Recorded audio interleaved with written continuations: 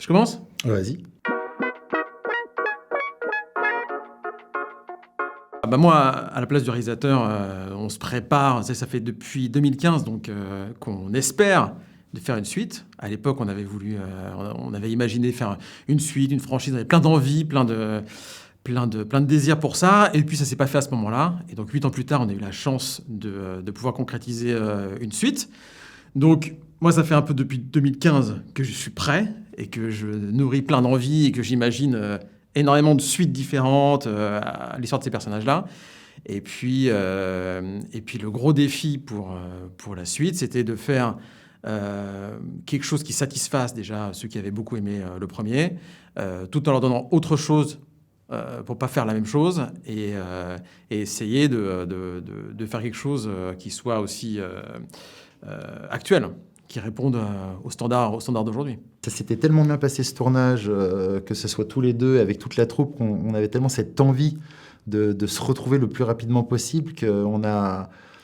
C'est pas qu'on est prêt, c'est qu'on n'a jamais été plus près de ne pas faire cette suite. On s'était tellement dans la continuité, que ce soit 1 an ou 8 ans, pour nous c'était un peu la même chose. Donc on a pris un peu plus de bouteilles, quelques petits poils blancs pour tous les deux, et puis voilà.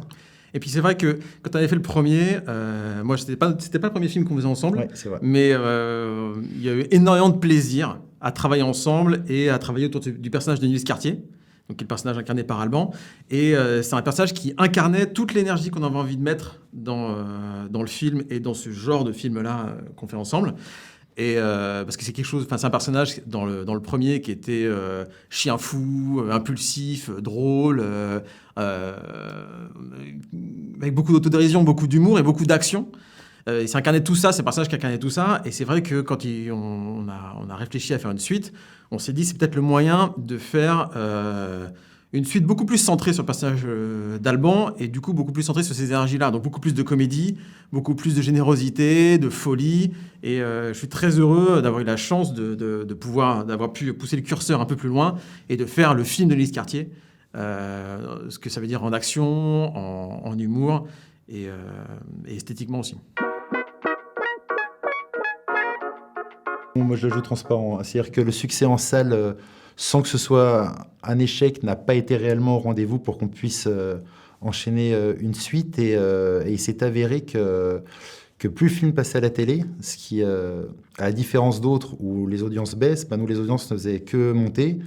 Et en même temps, ma carrière aussi ne faisait que monter. Donc, il y a eu un petit alignement des planètes à un moment donné qui a fait que quand on a parlé avec Benjamin de dire c'est peut-être le moment de reparler d'une suite d'Anti-Gang et que tout le monde a dit oui très rapidement et dont Jean, parce que nous, il était inconcevable de faire cette suite sans Jean Reno et on était aux anges que tout le monde veuille repartir pour ce nouvel opus. C'est vrai que c'était le bon moment.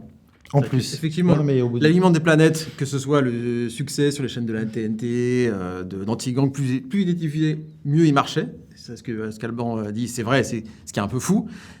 Puis ton succès avec les films qui sont sortis, d'action, qui a fait en sorte que tu prennes une vraie place d'action, de action hero.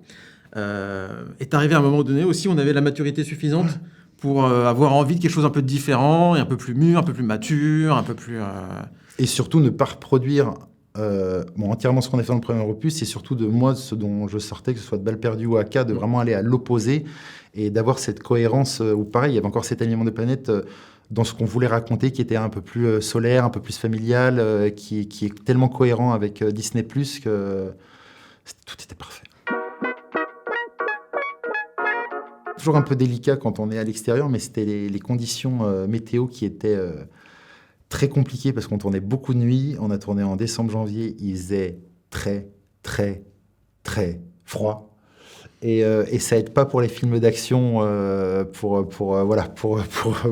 être à l'aise et tout. Mais non, on a vécu des moments incroyables de tourner sur un toit avec un hélicoptère, de faire une énorme baston dans un décathlon.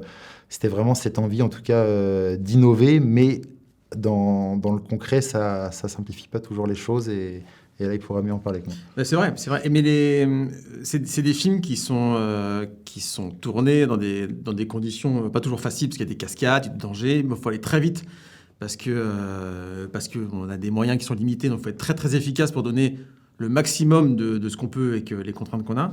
Et c'est vrai que dans le film, au milieu, je ne vais pas spoiler, mais au milieu du film, au bout d'une heure, il y a une sorte de grosse fusillade en extérieur qui doit bien durer 10 minutes, 10-13 minutes, qu'on a tourné du coup en hiver, en extérieur, sur une petite semaine.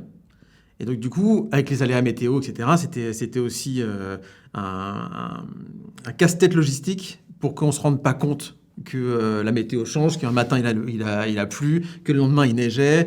Voilà, c'est des grosses contraintes météorologiques et techniques qu'il a fallu réussir à maîtriser, ou en tout cas à cacher, pour avoir une vraie séquence continue qui se passe en 10 minutes. On a l'impression que c'est du temps réel, alors qu'en fait, c'était tourné en beaucoup plus de temps avec des contraintes de tir, de cascade, d'explosion et des météos qu'on ne maîtrise pas. Moi, j'ai passé un très bon moment au Décathlon, justement, quand on tournait avec Maggie, qui est une incroyable comédienne, cascadeuse et ancienne combattante de MMA et championne. Donc, c'était aussi bien que dangereux, parce qu'il fallait mieux qu'elle contrôle ses coups, parce qu'elle pouvait vite me casser un avant-bras assez simplement. Et puis non, puis c'est ce Décathlon où tu arrives dans un lieu où on a prévu des choses, mais on se dit... Oh, t'as vu ce que j'ai vu, Benjamin? Il fait, ouais, j'ai vu. Bon, il fait, attends, 2 minutes, parce qu'il va falloir que je change 2-3 trucs. Ok, c'est bon, vas-y, prends le skateboard, prends la truc, et puis la batte, et puis les machins, puis il faut rendre tout ça cohérent. Mais il y a toujours ce... Comme je dis, il y a cette synergie de toujours vouloir faire mieux, sans faire plus, mais de pas s'arrêter sur quelque chose qui est prévu. Oui, mais s'il y a une idée, qu'elle est meilleure que l'autre, et ben c'est toujours ça qui le remportera. Il n'y a rien au-dessus du film, c'est vraiment ça où nous, on se retrouve... ou sur le plateau, que ce soit lui ou n'importe qui donne une idée, si c'est la meilleure, on va dire merci, puis on va la prendre et on va l'intégrer, quoi. Et c'est vrai que là où on arrive à puiser la force, c'est quand on prépare des séquences. C'est exactement ce que dit Alban, on prépare des séquences, on les storyboard, on travaille, on les prépare, etc. Mais il faut toujours être poreux aux surprises et pouvoir rebondir sur les choses qu'on voit. Et donc effectivement, dans l'action, c'est ça. Mais moi, tout le monde n'en est pas capable, en l'occurrence. Moi, toi, tu l'es vraiment. En tout cas, c'est un sport. C'est un sport. Et c'est sport. Et des fois, tu transpires et tu dis, OK, alors ce que j'ai tourné, en fait, je ne peux pas l'utiliser. Alors, il faut que j'utilise comme ça. Enfin, c'est une gymnastique aussi qui est très satisfaisante, mais qui est un vrai sport. Et c'est vrai que dans cette surprise-là et dans ce côté on rebondit, moi, mon plus grand bonheur de tournage, puisque c'est le sens de ta question, c'est effectivement ça dans l'action, mais encore plus ça dans la comédie. Ouais.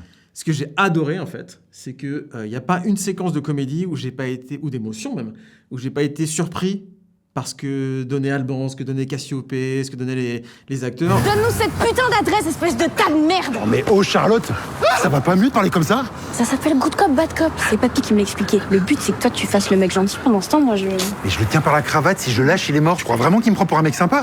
Je me faisais choper, en fait, par les émotions. Je savais, c'était prévu, c'était écrit, c'est exactement le texte, c'est les indications suivies, le travail qu'on a fait ensemble, etc.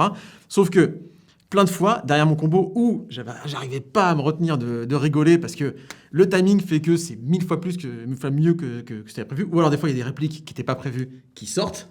Et là, t'es pété de rire, tu te retiens pour pas flinguer la prise.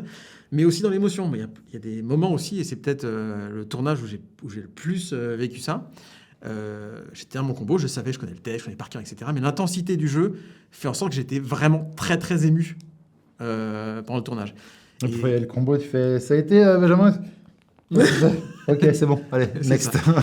Et donc ça, c'est des cadeaux dingues. Et c'est à ces endroits-là que j'ai pris le plus de plaisir, parce que c'est plus de surprises, où tu prends tes vraies décharges d'émotions. Et quand tu les chopes, ces moments-là, tu les vis, donc tu sais que ça sera dans le film, au final.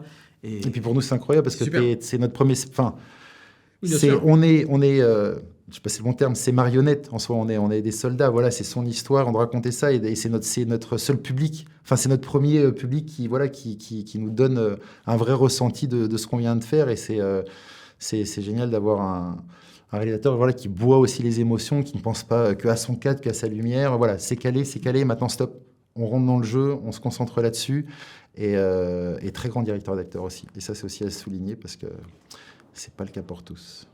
Oh. Mais t'es pas obligé de dire tout le mal des autres. J'ai pas cité de nom.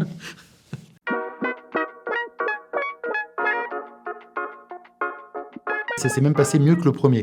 Le premier s'est très bien passé, mais là, on a eu un Jean apaisé, zen, heureux d'être là, envie de faire cette suite.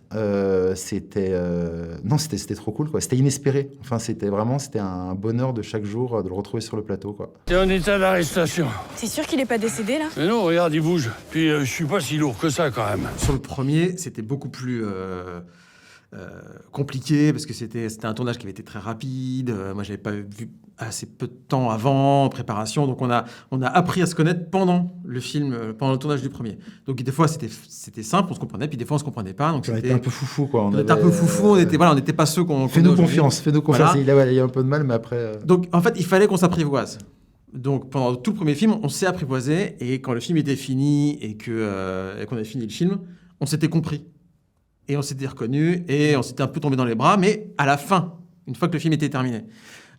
Et donc, ça fait aussi des raisons pour lesquelles, c'est aussi une des raisons pour lesquelles, depuis 8 ans, je me dis vivement que je puisse le retrouver. Fort de cette complicité qu'on a réussi à créer, vivement qu'on se retrouve autour d'un projet. Et c'est vrai que j'étais très heureux qu'il soit dispo pour faire la suite, qu'il en ait très envie aussi. C'est vrai que chaque jour avec lui sur le plateau, c'était un bonheur. Il était là, il était content d'être là, on était content de le voir. Et puis, autant c'est ma passion de filmer Alban, mais filmer Jean aussi, c'est un paysage, c'est toute l'histoire du cinéma, une histoire de cinéma que tu as dans ton combo, une voix incroyable. Enfin voilà, c'était vraiment un plaisir de chaque instant. Et j'adorerais faire un Anti-Gang 3 et retrouver encore Jean et continuer cette relation, etc. Enfin voilà, c'est dans cet esprit-là qu'on a continué à travailler avec lui. Vivement la prochaine. Oui, tout le monde a dit oui de suite. Il y a eu un ou deux petits, non pas faux bons, mais les plannings, à un moment donné, tu les gères pas. Et quand quelqu'un a un tournage à l'étranger, si un tournage à l'étranger, tu peux pas faire des choses de magique. Ou en tout cas, on s'interdisait de faire des choses magiques avec des effets numériques forax. Donc, il y a eu des partis pris de fait, mais à l'échelle globale du film, c'est minime. Mais parce que je pense que c'était une bonne expérience aussi, un très bon souvenir pour tout le monde. Il y avait vraiment un effet de groupe sur le premier qui avait plu à tout le monde. Et je pense que tout le monde avait vraiment hâte de se retrouver et était content de se retrouver, quand bien même les carrières avaient évolué. Stéphie Selma, par exemple. Voilà, oui, il n'y a pas d'ego, c'est vraiment... On était tous très contents de retrouver le groupe. Et puis moi, j'étais très heureux d'avoir des nouveaux aussi dans la troupe et qui étaient aussi très contents de venir. Enfin, c'était vraiment que du bonheur, hein. Moi, de toute façon, avant d'être réalisateur, je suis spectateur. Donc, je suis un spectateur. Et j'adore aller au cinéma et j'adore voir ce qu'on propose sur les plateformes. C'est des propositions qui sont différentes, en revanche. C'est-à-dire que les films faits pour le cinéma, c'est pas les films qui sont faits pour la plateforme. Et les séries, c'est pareil. C'est des structures narratives et des propositions qui sont différentes. Pourquoi choisir ? Je pense avoir déjà touché du doigt un peu les autres genres dans les années qui sont passées. C'est juste que là, il y a une continuité pas spécialement recherchée où j'ai tendance à rester dans le genre de l'action, mais tout en essayant quand même de se renouveler. Anti-Gang n'a rien à voir avec Balle perdue ou Aka, que ce soit et le film, et le thème, et mon personnage. Mais non, moi je m'interdis rien et je m'enferme à rien. C'est juste que je reçois un scénario et s'il me plaît, j'y vais, et quel que soit le genre. Vous aimeriez jouer un peu un rôle de méchant, par exemple ? Ben, c'est un peu... Je pense qu'il m'en parle depuis longtemps. Un jour, ça sera toi qui... Ça sera moi. Super méchant. Moi qui te donnerai le rôle de méchant, mais... Comment qualifier l'autre ? C'est ça. Non, mais j'aurais dit généreux, tu vois. J'aurais dit générosité. Pareil. Voilà. Je t'aime. ETX Studio. ETX Studio.